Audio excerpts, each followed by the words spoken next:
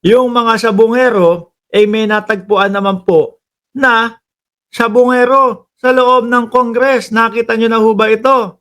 Andali, ito. Nakita nyo na po ba ito, mga kababayan? Baka isa ito. Walang pinipiling lugar. Oh, sino ba itong congressman na ito? No, malamang ho, bukas meron ng pangalan itong congressman na ito. Sabi dito ng Daily Tribune, huli ka!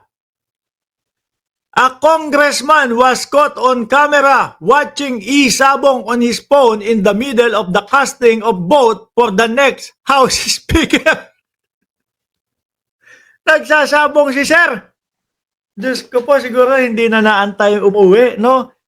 Hindi na ho naantay umuwi, mga kababayan. Ay nako, nakakatamad naman dito sa loob ng Kongreso. Dito na nga lang ako magsabong.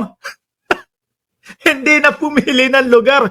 Tingin ko ho, mga kababayan, eto, baka bukas pagising nyo ho, may alibay na ito.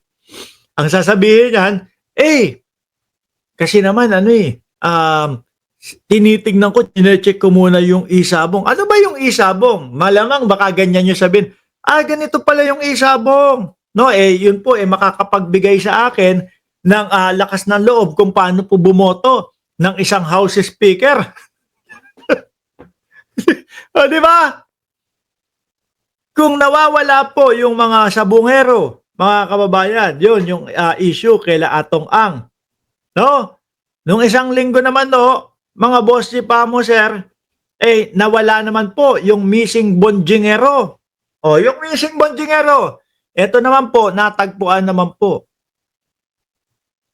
yung isang sabungero sa loob ng Congress. Sino kaya ito? Nako, yari ito. Diyos ko.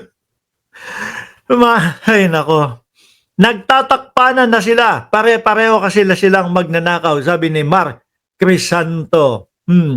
Sabi ni Gerald Evans, dapat na i-abolish ang Supreme Court saka Senate, no? Wala namang silbi. I-update ko kayo bukas, mga boss chief mo, sir, ha? Malamang ho, may pangalan na itong si Congressman, no? Bukas ng umaga. Tapos may explanation na din po si Congressman bukas ng umaga, mga bossing. Iba, saan kaya pumusta si Congressman dyan? Saan tumalpak? Saan kaya dyan tumalpak si Congressman? Anyway, mga boss chief mo, sir, magpapaalam na muna ho ako dahil kailangan kong pumunta. Kailangan ko dalhin sa dentista yung anak ko at magpapalinis ng ngipin. Daming pera, pusta siguro yan si Congressman. Talpak, pamor. Di ba? Wala nang piniling lugar. Anyway, mga boss chief mo, sir, maraming salamat and God bless po sa ating lahat.